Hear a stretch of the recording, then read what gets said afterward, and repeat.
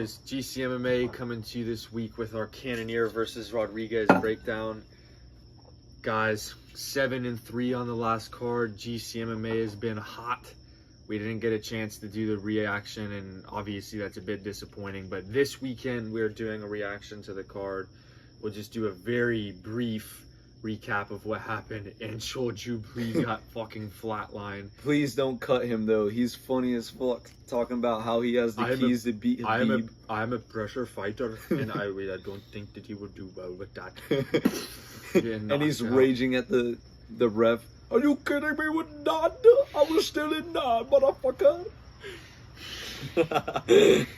Kevin Juice is a fucking fraud. Jonathan Mikaleef, like, hats off to him. Like, he definitely had an impressive performance. Like, depending on who they match him up with, I'll probably pick him. But Kevin Juice is 2-2 now. He submitted Kiefer Crosby and got a decision over Song Kanan. It's like, come on, guys. Like, this guy was making his debut, for crying out loud. Kevin Juice must have went fucking flat. And every time we pick this motherfucker, he loses. So never again, dude. He's on the ban list for me, at least. But Tom Nolan, boys, we picked him. God, Slava Claus is just not that fucking guy. I mean, I think we all got a little bit deceived whenever he knocked out Mahashate and did that funny little dance, and we were like, holy shit, this guy's raw. But realistically, boys, he has not done much of anything in his last few appearances, and I do think, like, that was a decent that was good performance from Tom Nolan. He showed, like, new levels to his game. Like, you see that he does have some bit of a grappling ability now, so I'm excited to see who they match him up with next. Yeah, we definitely were capping on him for a while now, but we picked him last fight. We learned from our mistakes, and we're done giving out all this hype to these prospects who go out there and get a nice knockout and who look raw in the beginning but aren't actually shit. We've been burned way too many times now. We got burnt on Slava Claus bad, boys. Yeah, he burned us bad. Like, fucking, I'm done with that. You gotta prove it to us before we're like laying big money on you or anything like that. Cody Steele and Rong Zhu went to war. That was absolute fireworks. Rong Zhu, another guy. You pick him to win, he loses. You pick the other guy to win, he wins. It's like, we can't touch Rong Zhu anymore, boys. Like, I thought he was good, which is why we picked him against Chris Padilla. But I mean, he showed that he has a lot of heart, and I mean, he could have put away Cody Steele, but realistically, he was throwing everything he had, and Cody Steele was just one tough motherfucker. Yeah, so Cody Steele wanted to stand and bang, and he wasn't going out. But that was one of the best fights on the card, and really an unexpected banger of a fight. It's always like some of those fights where you never think it would be a banger fight that ends up being something crazy like that. Yeah, like Jake Matthews and Francisco Prado was nothing to write home about. Yeah, that whatsoever. sucked. And I don't remember who it was, but for anybody who was talking about Jimmy Crute 2.0 is in full effect, you gotta get the hell out of here with that. The commentary was trying to say that shit. Like, come on, guys, please. Like, he has not won since 2020. He's got 2 draws in his last 5 fights. Like, guys, I mean, I don't want to disrespect the guy, because at the end of the day, he did show some heart, and he did have a good first round. Like, it was a 10-8, but after that round, like, he kind of just was getting his ass kicked. There's 3 rounds. You can't just win the first round and then think you won the fight. What the fuck are we waiting on? Jimmy Crute 3.0? Like, come on, boys, 2.0. Like, you gotta win these fucking fights, Jimmy. But Justin Tafa versus Talashin Teixeira, that fight was bittersweet. I saw that Justin Tafa got removed, and I mean, guys, they've got to get rid of these fucking guys. He should have. If we're being realistic, he should have been cut about 2 fights ago. So I don't feel sorry for his ass. Knocking out Justin Lane. Or Austin Lane, I mean. But yeah, guys, the co-main event, Yang Wei Li, she was dominant, just as we expected her to be. And then the main event, guys, like, we're happy Dricus won. We would have liked to see the finish, but the one thing I think we can all agree that came out of that, no more Sean Strickland pay-per-view main events, boys. We're going on war, man. It's like, and Sean Strickland is running more in the ring against like Sneeko than he is against DDP. It's just like, come on, guys. Like, let's not buck like we fucking even pay for half the pay-per-views. But still, it's just like you're taking up a main event spot on a card that we're watching press conferences for, embedded vlogs for.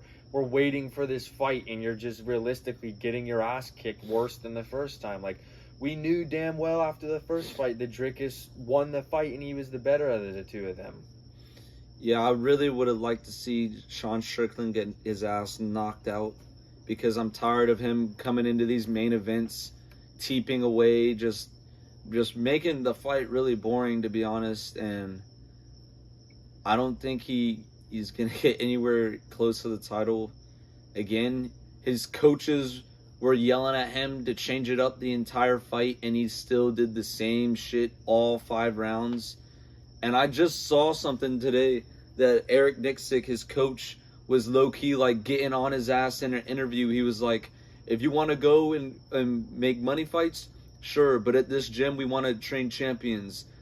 So like, if you're not going to listen to us, then don't train with us. Like, I actually respect that, because they're not some a bunch of yes men in that credibility at that gym. Like, yeah, like I do respect that a lot. Like, they're not just saying, oh yeah, if you want to come and just become a UFC superstar. Like, they're trying to train people to be the best, and you're thinking about it, they're putting in weeks. Training partners are coming in and shit, and it's like you're basically throwing all that out the window and just still doing the same shit. Yeah, you're spending your time and energy training this guy to get ready for a fight. He's in the fight and not listening to a damn word that you've been telling him the entire build up to the fight and during the fight. It's just like, I respect that from them, because there's a lot of gyms out here with coaches that are like yes men, and where the Tim Welch ass. Yeah, and where the fighters damn near running shit more than the coach. So I respect Eric Nixick for that.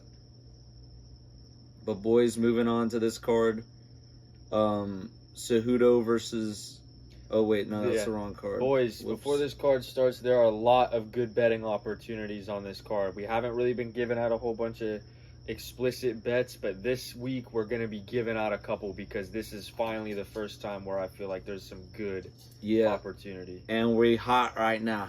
So we about to hit y'all with some locks and some bets. All right, boys. First fight on the card, a women's fight. We're going to go ahead and skip that. Second fight on the card, we've got Walter Walker versus Dontel Mays. First bet of the card, boys. Walter Walker is going to definitely beat Dontel Mays. Like, Dontel Mays sucks. What was his last win? Arlovsky? Caio Machado? Who the fuck is that? Okay, boy. He was that guy who just had that shitty split decision loss against Brenderson Ribeiro down a weight class and got cut. That guy sucked. Dontel Mays is basically unk. And I think Walter Walker has some shit to prove after losing his first fight in the UFC. Bro, look at his picture on Tapology. He's got a chain on and he's mean mugging. He's like I wouldn't. He looks like he's faded off some shit in that picture. I personally would not fade Dontel Mays, but I'm also not the size of Johnny Walker. We're also not 270 pounds. Holy shit. Walter Walker, I mean, I'm not completely sold on him. Too hyped because he submitted. I'm not too hyped up on Walter Walker. He lost the decision to Lucas Bresky. But Dontel Mays really, really sucks, and he's coming on to the tail end of his career, I feel like, and the tail end of his time in the UFC. Give me Walter Walker here, boys. He's gonna just smother him, hold him to the ground. I don't see Dontel Mays getting a knockout or winning on the points on the feet or anything like that. Absolutely not.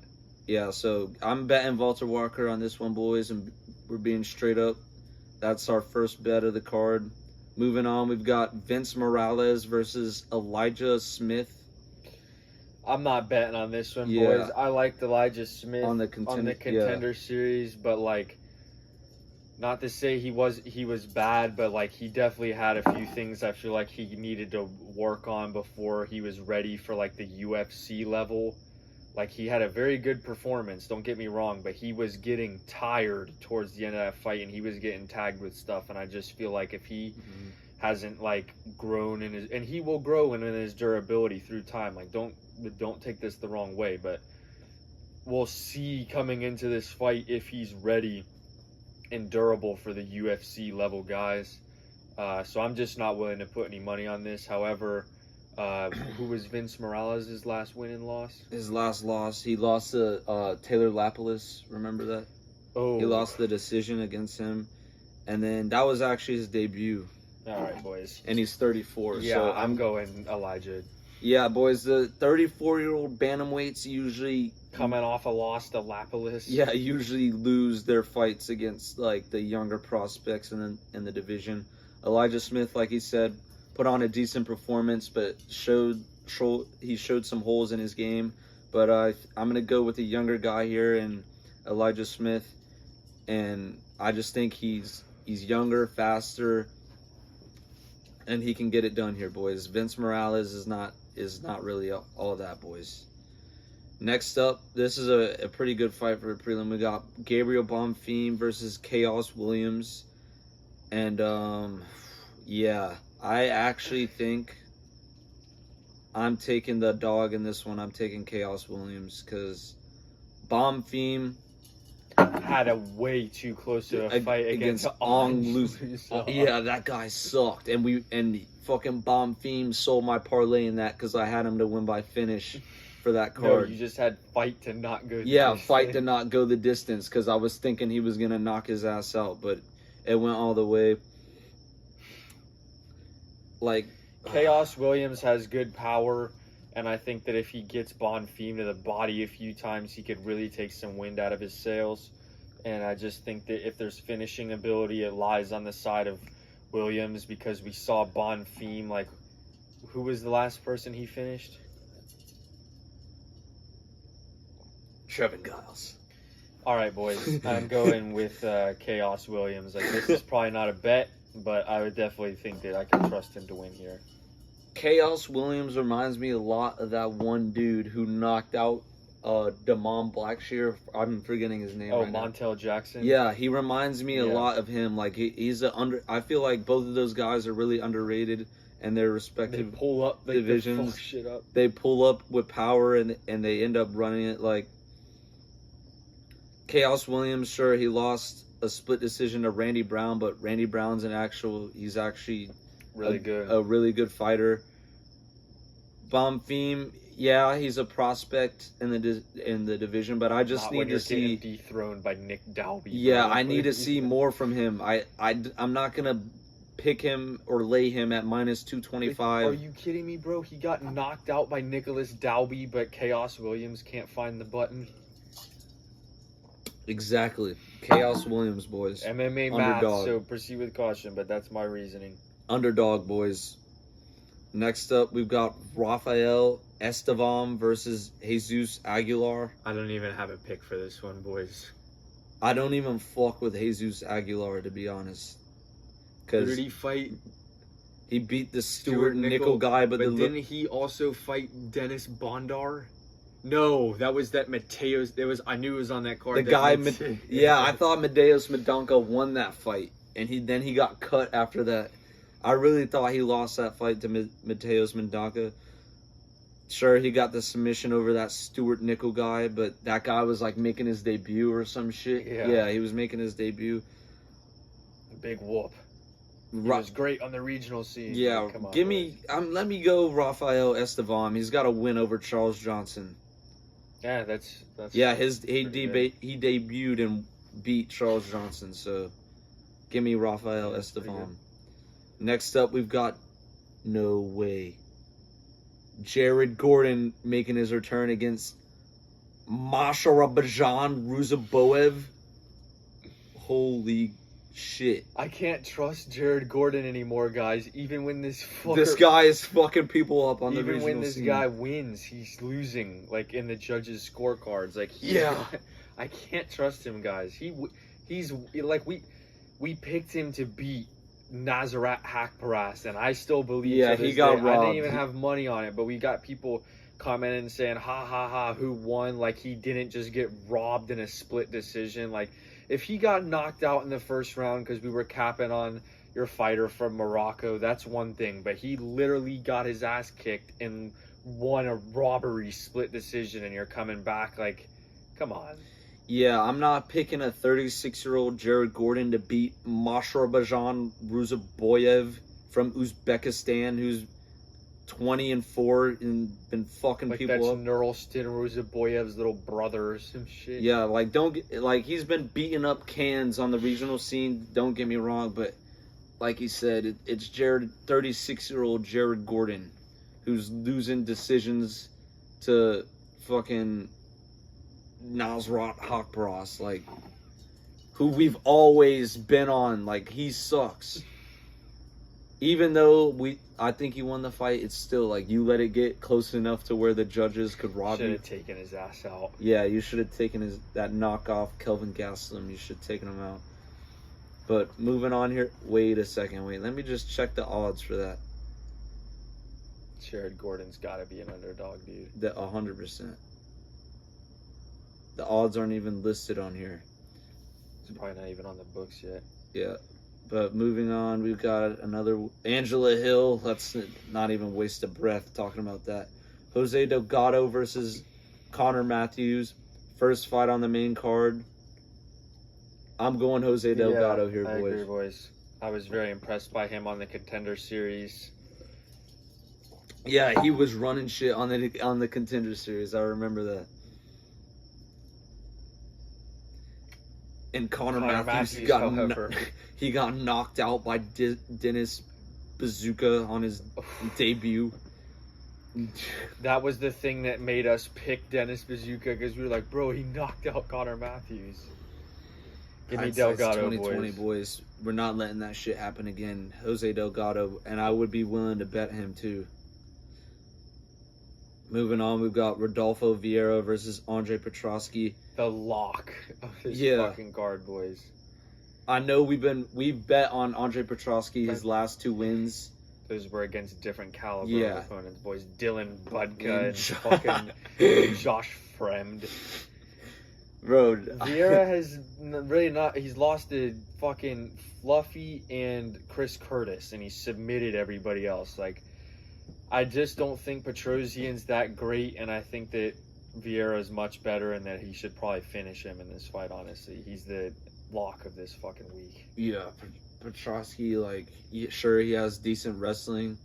That's pretty much what wins him the fights, but Rodolfo Vieira is very good on the feet with the submissions. I feel like he could easily submit Andre Petroski. Because honestly, like, let me go off on a little bit of a tangent here. One thing that I've realized in the last couple years of watching UFC, those people that have those American, like those wrestlers and shit, like, excluding the Dagestanis, that's different. But, like, people like Colby Covington, Sean Brady, like those guys who are come up with the wrestling, and now they're in the UFC, and it's not really doing shit for them now, because everybody in the UFC now is pretty much let me rephrase this, not everybody. All the people who are good can win the fight pretty much anywhere. They have good enough ground game to survive against these guys for the most part. And I just can't really pick Andre Petroski, of all people, whose only good thing is that he has this American wrestling, which hasn't really been doing shit for anybody else these past couple years, boys. Besides maybe fucking Bo Nickel, but he's fighting cans. And he's probably one of the best out of all of them at American wrestling, and that's your prime example, going to decision with Paul Craig. Yeah, Paul Craig. Moving on, boys. Ismail Bonfim versus Nazim Sadikov. I'm going Nazim Sadikov. Dude, are you I kidding gotta me? say to you guys, The like, shitty Bonfim. we hammered a fuck ton of money on Bonfim against Vince Pichel, and it went to decision. Like, I'm not trusting that guy again. Sadikov is all right. You know, like, he's been on a win streak. Who did he finish last? He went to draw. Hold on, bro. Hold on. How He fucked went is to it? draw with Slava Claus. Who did he finish? And then before that, he submitted Terrence McKinney. Okay. He KO'd Evan Elder, and on his debut, but doctor stoppage Evan Elder, Terrence McKinney, Slava Claus. over Vince Pichel, Terrence McKinney, and that's it. Okay, yeah. Let's go into He got submitted by Saint Denis. Yeah, let's go Sadikov, boys. There's not too much explanation. Lock of the week. Yeah, boys. Shabazian versus Dylan Budka. I don't know how Dylan Budka is even getting a third opportunity in the UFC, to be quite honest with you guys. Like, he has basically just got his ass kicked both times. Yeah, they're just letting this guy ride out his contract. Maybe Dana White likes his personality or some shit. Who knows?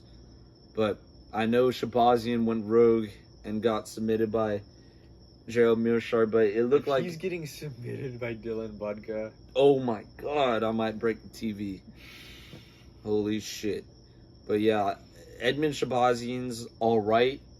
Dylan Budka sucks. So I'm going Edmund Shabazian. Edmund Shabazian here, boys. Yeah, guys, I just feel like Edmund Shabazian, like, he's been in the UFC now for what, like 7-8 years? Like, yeah, I'm not picking him against ranked opposition, but I do think that against, like, these low, like, when he fought AJ Dobson, that's a prime. He was getting tagged by AJ Dobson. Yeah, he got that knockout when he was against the fence. Or yeah, like, I'm just saying, guys, like, you can trust him in a spot like this. No greater of a challenge, though. Yeah, but Jared Mearshart he's not the best, but he doesn't suck as much as Dylan Budka. Not nearly. Yeah. I can't really think of anything that Dylan Budka's really good at in the UFC. But moving on, boys. Co-main. We've got Calvin Kattar versus Yusuf Zalal. I'm going to go Yusuf Zalal here. Ever since he's come back to the UFC, he's a whole different fighter. He's been fucking people up. His wrestling is really good, and I think that's what's going to win him this fight is his ground game, because Calvin Kattar, he got pretty much ragdolled by Aljo. Aljo damn near like slammed his ass. Like, we've got a bantamweight coming up in weight to featherweight, and he's laying on you, holding you to the ground. Yusuf Zalal, I think, is going to be able to get him to the ground, and he's going to be able to find a submission here, boys. I trust his striking enough to survive on the feet against a 36-year-old Calvin Kattar at featherweight. I think that he has the youth, the speed to get away from those big strikes from Calvin Kattar and keep it close on the feet, and then work his way to the ground and lock in a submission here, boys. But I don't know if I'm going to bet him entirely now, because he's minus 400. Maybe if you're feeling a little risky, Zalal by... It's a fat line. It's a pretty fat fucking line, boys. But Zalal by submission might be the way to go here, boys, if you're feeling a little risky. But I just... That's how I see the fight going, is Zalal by sub.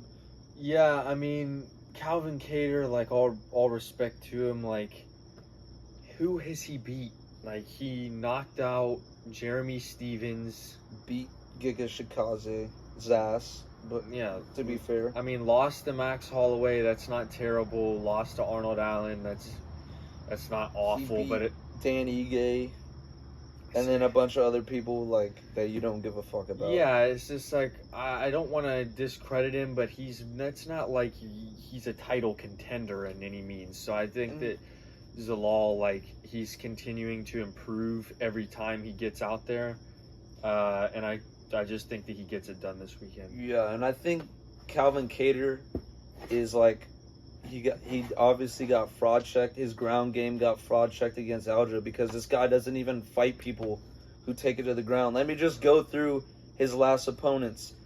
If you take out Aljo, who has he fought that takes him down to the ground? Let's go Aljo, Arnold Allen, Josh Emmett, Giga Shikadze. Did he win or lose against Josh Emmett? He lost a split decision. Oh, hell no.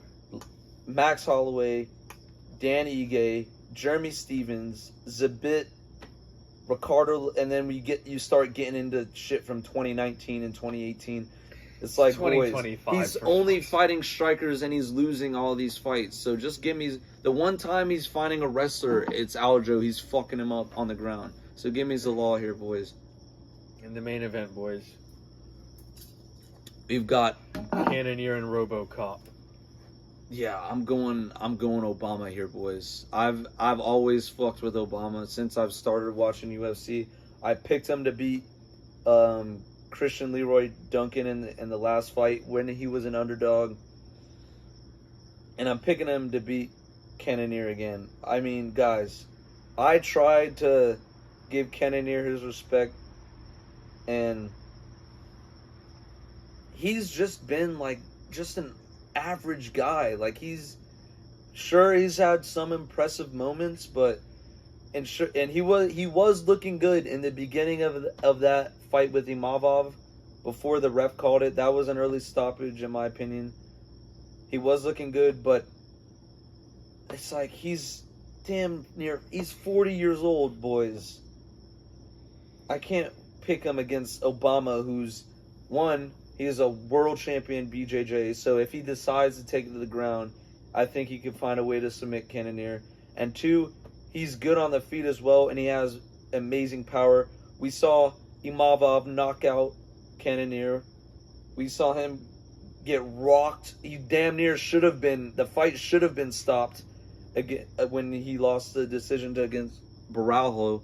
He was getting smacked all around the octagon in that fight. And I just think 2 back-to-back fights where you're at 40 years old when your chin is getting just disintegrated in both of those fights. I'm going to go Obama here when I know he can knock motherfuckers out with ease. Yeah, guys, I mean, the one thing I look at in this fight is, like, Cannonier did drop Marvin Vettori, who never really gets rocked, so I know Cannonier has the power. I just don't know